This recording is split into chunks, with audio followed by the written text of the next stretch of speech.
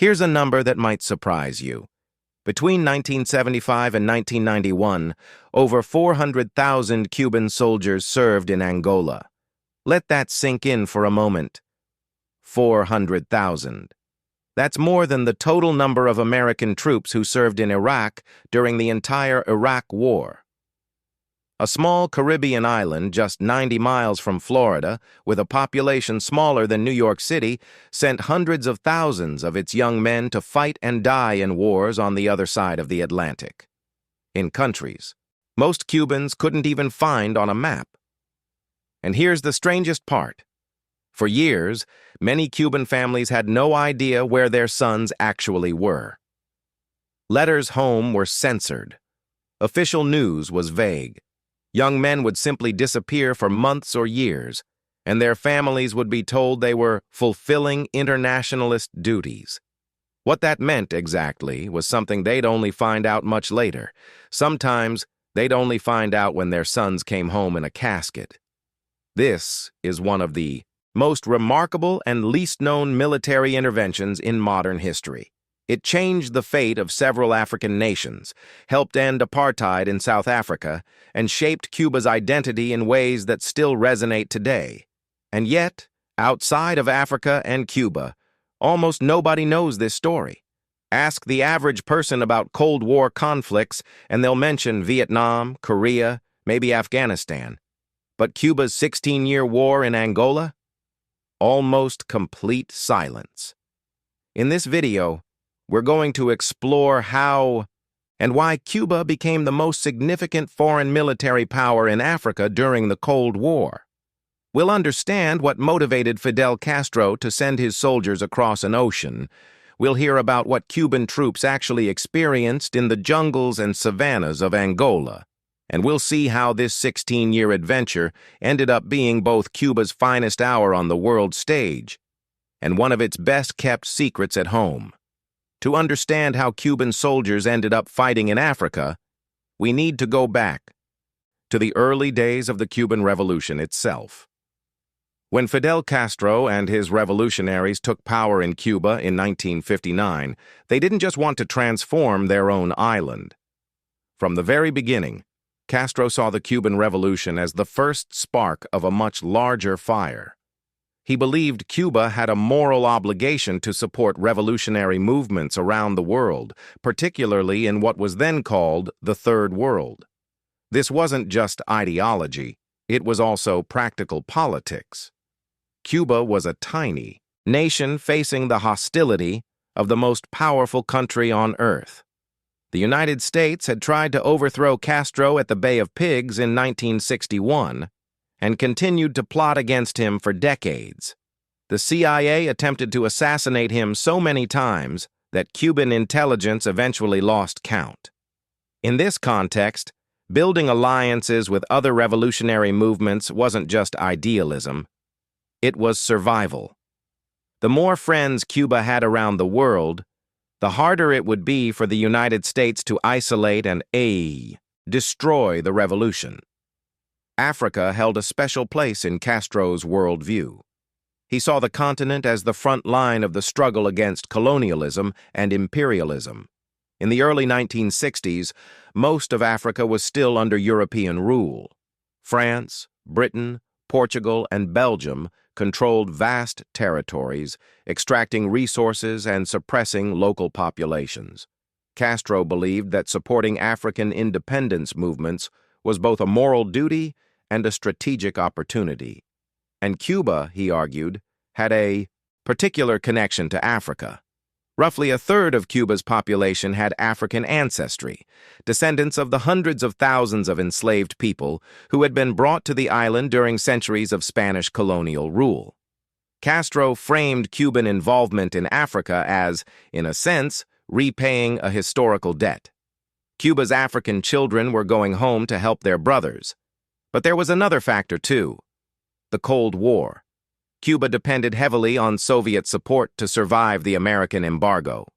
Moscow provided oil, weapons, food, and economic aid that kept the Cuban economy afloat, and the Soviet Union was eager to expand its influence in Africa, where newly independent nations were choosing sides between East and West.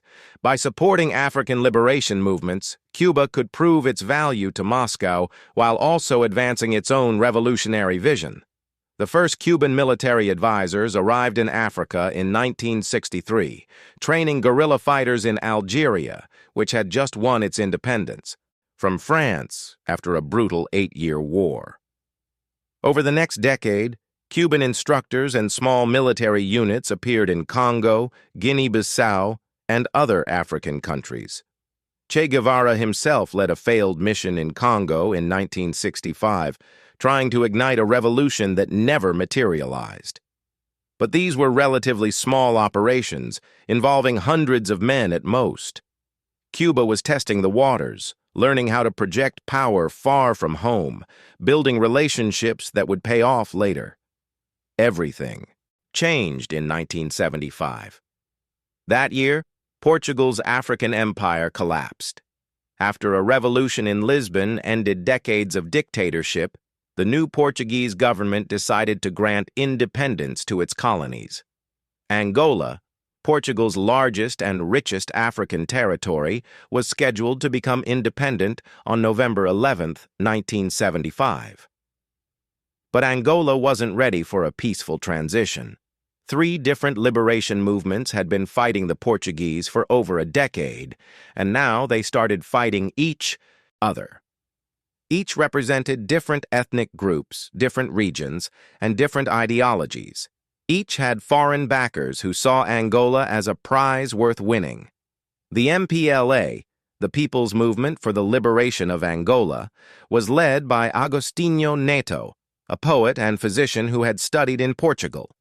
The MPLA was Marxist in orientation and had Soviet backing. Its base was among the Mbundu people in central Angola and in the urban areas around Luanda, the capital. UNITA, the National Union for the Total Independence of Angola, was led by Jonas Savimbi, a charismatic and ruthless guerrilla commander. UNITA drew its support from the Ovimbundu, the largest ethnic group in Angola, concentrated in the southern highlands. Initially, Savimbi had Maoist leanings and received support from China. Later, he would become a close ally of the United States and South Africa. The FNLA, the National Front for the Liberation of Angola, was led by Holden Roberto. It was based among the Bakongo people in northern Angola, and was backed by Zaire, whose dictator, Mobutu Sese Seko, was Roberto's brother-in-law. The CIA also provided support to the FNLA, seeing it as a counterweight to the Soviet-backed MPLA. As Independence Day approached, the situation in Angola turned into a 3-way civil war. Each movement controlled different parts of the country. Each was receiving weapons from its foreign backers, and each was determined to control Luanda when the Portuguese flag came down. But the outside powers weren't content to just send weapons. South Africa, the apartheid regime, saw a Marxist government in Angola as an existential threat. This wasn't paranoia. SWAPO, the movement fighting for Namibian independence from South African rule, had bases in southern Angola. If the MPLA won, South Africa would face a hostile neighbor actively supporting guerrillas trying to liberate Namibia. So in October 1975, South African troops invaded Angola from the south. Thousands of soldiers, supported by tanks and aircraft, pushed rapidly toward the capital, Luanda. At the same time, Zairean troops and FNLA forces were advancing from the north. The MPLA was caught in a pincer movement, and it looked like they would be crushed before Angola could even officially become independent. Agostinho Neto sent an urgent request to Havana. Cuba had to intervene, or the revolution would be lost. Fidel Castro's response was immediate and dramatic. Within days, Cuban troops began arriving in Angola. The first wave came by air, packed into aging Britannia turboprop planes that flew across the Atlantic with multiple refueling stops in Barbados, Guinea-Bissau, and other friendly territories. The flights were exhausting and dangerous, lasting over 20 hours each way. More troops followed by sea, crammed into cargo ships on voyages that took 2 to 3 weeks. Conditions aboard were miserable. Overcrowded, seasick soldiers packed below decks with minimal ventilation. But they kept coming, wave after wave. The operation was called Carlota, named after a slave who had led a rebellion in Cuba in 1843. The symbolism was deliberate. Cuban soldiers were going to Africa to help liberate the descendants of those who had been taken from Africa in chains. Castro was fond of this kind of historical parallel. It gave the intervention a moral weight that pure geopolitics couldn't provide. The first major test came at Quifangondo, a strategic crossroads just north of Luanda on November 10, 1975, one day before Angolan independence. FNLA forces, backed by South African artillery specialists and Zairian troops, were poised to capture the position that controlled access to the capital. Quifangondo also controlled the water supply to Luanda. If the attackers took it, the city would fall. The defenders were a mix of MPLA fighters and Cuban military advisors, including just 88 Cubans who had arrived only days earlier. They were outnumbered and outgunned. But they had one crucial advantage: Soviet-supplied BM-21 multiple rocket launchers known as GRADs. These truck-mounted systems could fire 40 rockets in under 20 seconds, saturating a large area with explosives. The battle began with South African artillery bombardment and a limited airstrike by South African Canberra bombers. The shelling caused confusion among the defenders, and some MPLA units withdrew. But when the FNLA and Zairian infantry finally advanced along the highway toward Luanda, the Cuban-operated GRAD launchers opened fire. The effect was devastating. The attackers were caught in the open, on a road surrounded by marshland that prevented them from dispersing. Rockets rained down on concentrated infantry and vehicles. Hundreds were killed in minutes. Armored vehicles were destroyed. The survivors retreated in chaos, many abandoning their weapons as they fled. Quifangondo was saved. Angola became independent the next day, November 11, 1975, with the MPLA in control of Luanda and Agostinho, Neto as president. But the war was far from over. If you're finding this story fascinating, consider dropping a like. It really helps the channel reach more people, and it only takes a second. Now let's continue with what happened after that first crucial victory. In the south, South African forces were still advancing. They had pushed over 500 kilometers into Angola and seemed unstoppable. The South African Defense Force was one of the most powerful militaries in Africa, with modern tanks, aircraft, and well-trained troops. Cuban reinforcements were arriving daily, but they were still outnumbered and outgunned. The next major clash came at Ibo in late November. South African armored columns, accompanied by UNITA fighters, were moving north toward the strategic town of Cuba. Cuban and MPLA forces set up an ambush at a river crossing. Once again, Cuban artillery proved decisive. South African tanks and armored vehicles were hit as they tried to cross the Nia River. Dozens of soldiers were killed, and the advance was halted. Over the following weeks, more battles followed at places like Bridge 14 and Katofe. The South Africans won some tactical victories, but they couldn't break through to reach Luanda. And they were facing a problem they hadn't anticipated: international exposure. South Africa's intervention in Angola was supposed to be secret. The Apartheid government knew that openly invading a newly independent African nation would cause an international outcry. Their racial policies had already made them a pariah in much of the world. Being seen as invading Africa would be a diplomatic catastrophe. But journalists had discovered the South African presence, and the story was spreading. The secret war wasn't secret anymore. Countries that had been willing to quietly ignore South Africa's human rights abuses were now facing questions about why Pretoria was invading its neighbors. By early 1976, South Africa made the decision to withdraw. They hadn't been militarily defeated on the battlefield. They could have continued fighting. But the political costs were too high. The combination of Cuban resistance and international condemnation made the intervention unsustainable. The first phase of Cuba's African War had ended in victory, but 17 more years of conflict lay ahead. The South African retreat didn't end the Angolan Civil War. It just transformed it. UNITA, now without direct South African military support on the ground, retreated to the bush and began a guerrilla campaign. Jonas Savimbi proved to be a resilient and ruthless commander. His forces couldn't defeat the MPLA directly, but they could make governing Angola almost impossible. And SWAPO, the Namibian independence movement, continued using Angolan territory as a base for attacks into South African-controlled Namibia. This gave South Africa a permanent pretext for intervention. As long as SWAPO operated from Angola, Pretoria could justify cross-border raids as defensive measures.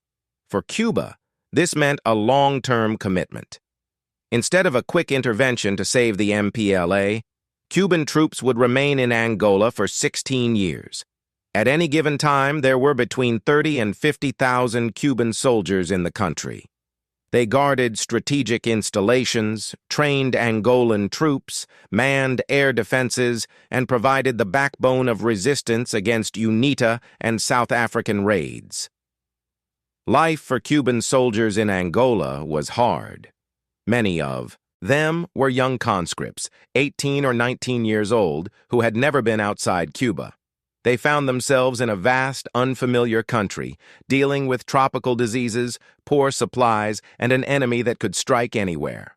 Malaria was a constant threat. Angola is in the heart of the malaria belt, and Cuban troops came from an island where the disease had been largely eradicated. Many soldiers got sick, some repeatedly.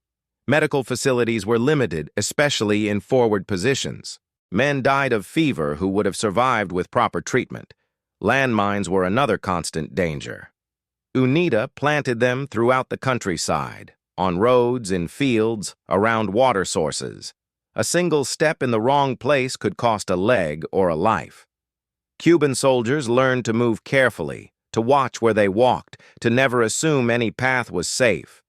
Communication with home was difficult and heavily controlled.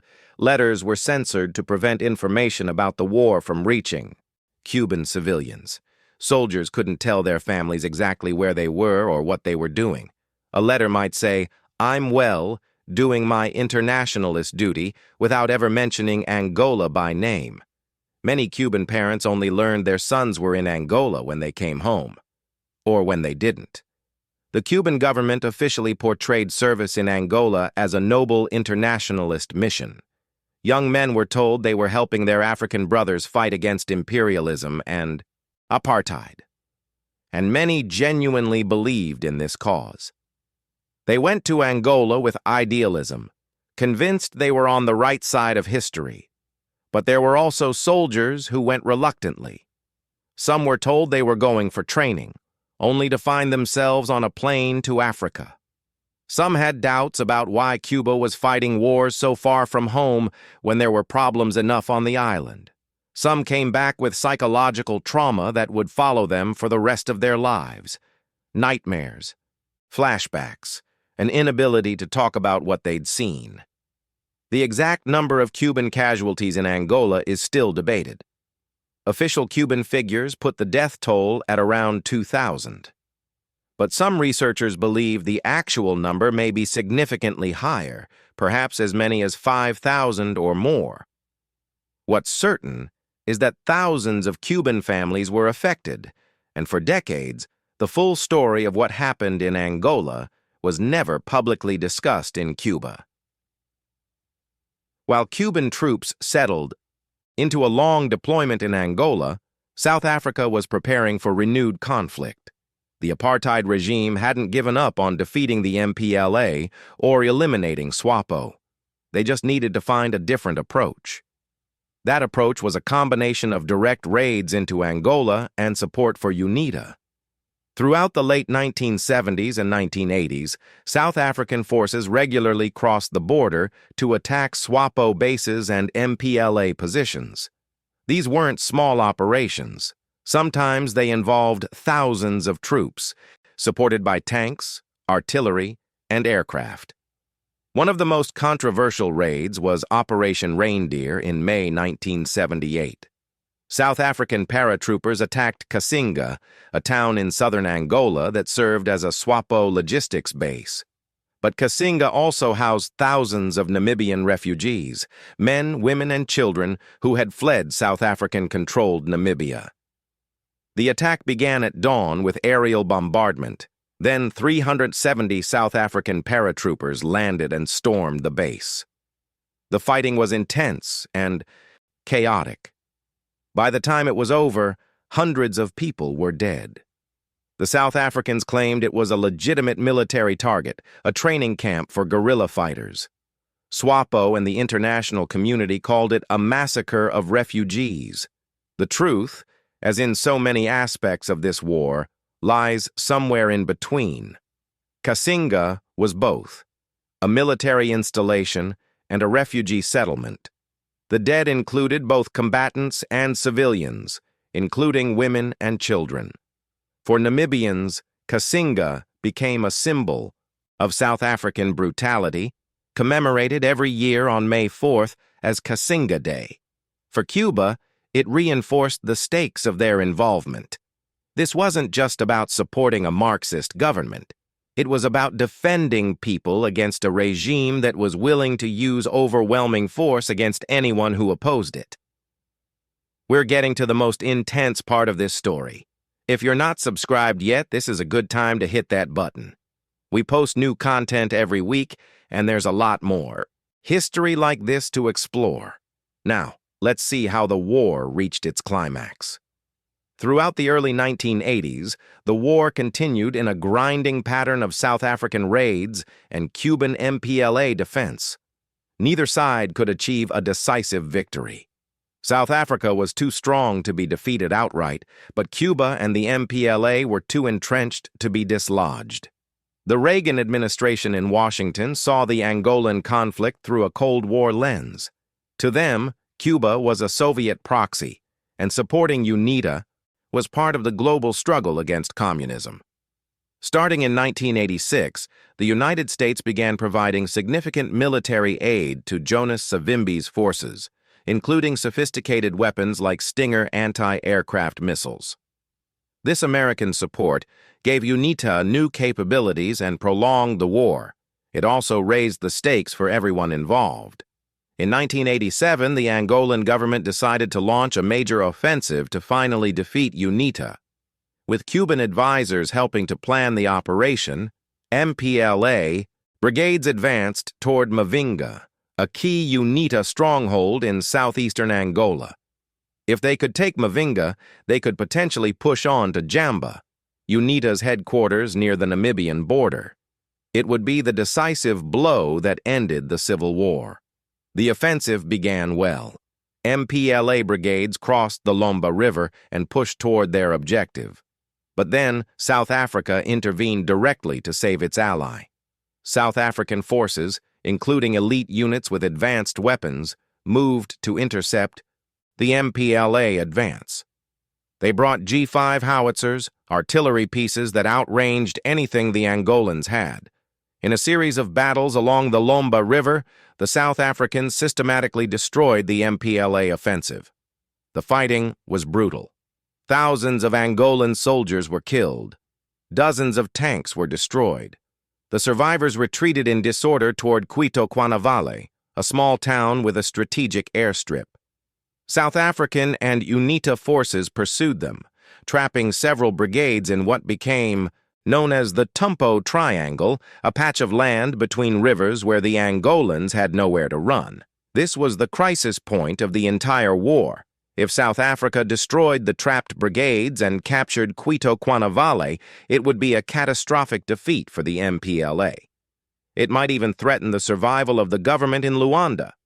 Once again, Cuba's help was desperately needed. And this time, Fidel Castro decided to go all in. Castro's response to the crisis was unprecedented. He ordered a massive reinforcement of Cuban forces in Angola, eventually bringing the total to over 50,000 troops. But more importantly, he changed the entire strategy. Until now, Cuban forces had mostly stayed in defensive positions, protecting key installations in central and northern Angola. They had let the MPLA take the lead in fighting UNITA. Castro decided that approach was failing. Cuba would take command of the war itself. While some Cuban units reinforced the defenders at Cuanavale, others began massing in southwestern Angola for a completely different operation. Castro was thinking several moves ahead. He understood that the battle at Cuanavale was important, but it wasn't decisive. What would be decisive was threatening something South Africa truly cared about: Namibia itself. The battle for Cuanavale itself became one of the largest conventional battles in African history since World War II.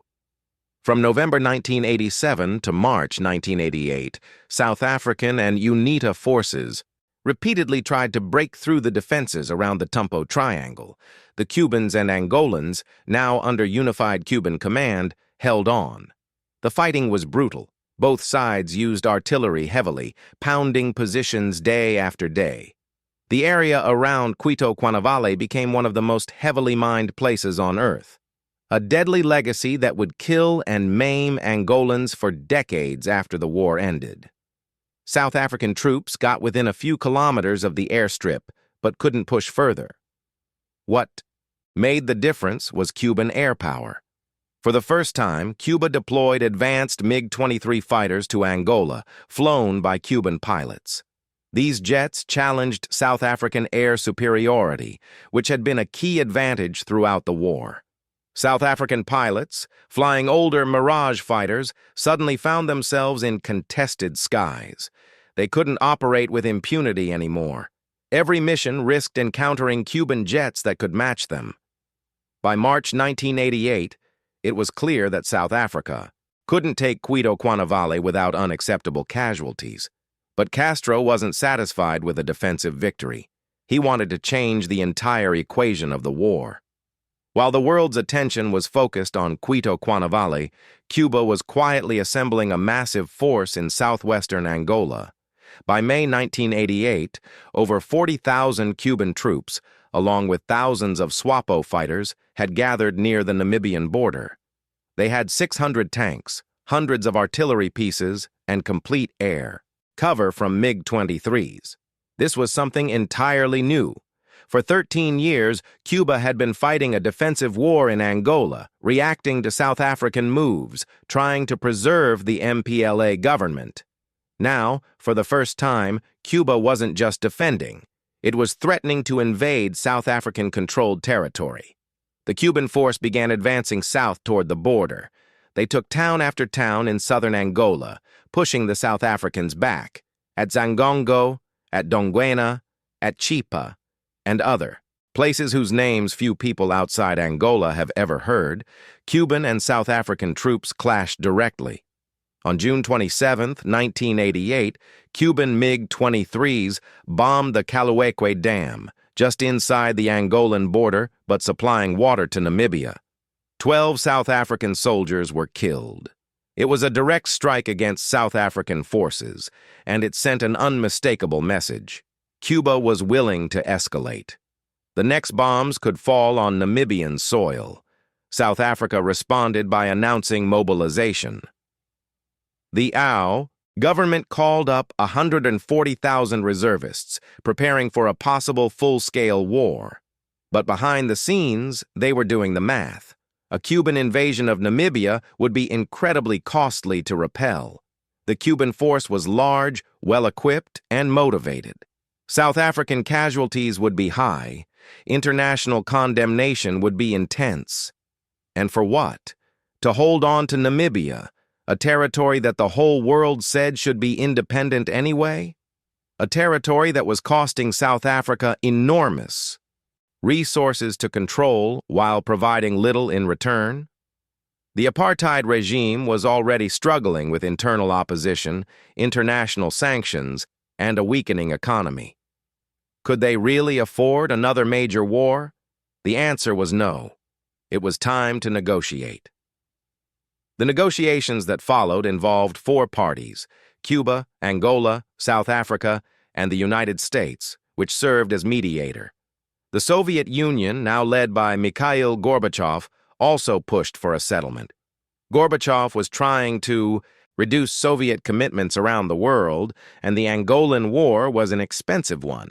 The talks produced a linked agreement connecting the fate of Namibia to the Cuban presence in Angola. South Africa would grant independence to Namibia and stop supporting UNITA. In exchange, Cuba would withdraw its troops from Angola. The timetable called for complete Cuban withdrawal by July 1991. On December 22, 1988, the Brazzaville Protocol was signed, confirming these arrangements. After more than 13 years of war, the end was finally in sight. The Cuban withdrawal was orderly and gradual. Troops came home in waves over the next 2.5 years. Many returned to a hero's welcome, greeted at the airport by families who hadn't seen them in years. But they also returned to a Cuba that was changing.